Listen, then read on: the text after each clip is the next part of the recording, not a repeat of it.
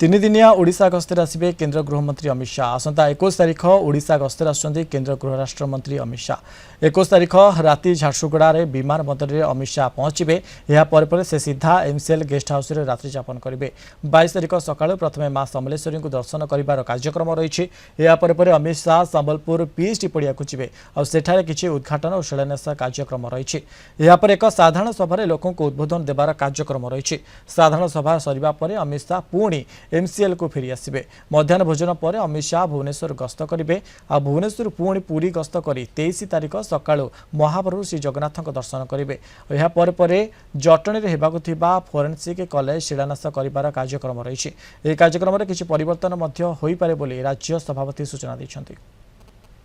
Tentative जो programme आदि किसी परिवर्तन हो पारे किंतु जोड़ा आज लेटेस्ट प्रोग्राम हो 21 तारिख झारसुगुड़ा बोले कि एमसीएल गेस्ट हाउस रात्रि रही करेंगे एवं 22 तारिख सका समले दर्शन करने को जी समले दर्शन कलापर पुणी ये आसी पीएचडी पड़िया शिलान्यास उद्घाटन जो अच्छी आम जो मेडिकल अच्छी तार उद्घाटन करेंगे और अन्य विषय शिलान्यास करेंगे। जो प्रोजेक्ट गुड़िक डिटेल आपको जन दिज्व तार एवं से 10:30 रु 11:30 साधारण सभा जोग देवे।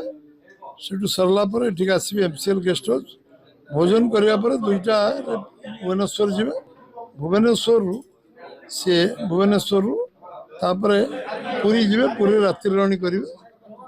दिन पुरी रे जगन्नाथ दर्शन करी जटनी रे जो यूनिवर्सिटी फॉरेंसिक यूनिवर्सिटी सेठी शिलान्यास करेंगे। गुजरात परे एटा सेकेंड यूनिवर्सिटी भारत वर्ष हम फॉरेंसिक एवं तार शिलान्यास करेंगे। एवं अन्य जो शिलान्यास उद्घाटन कार्यक्रम सारी सी पर दिन जो 23 तारिख दिन अपराह्न दिल्ली प्रत्यावर्तन करेंगे।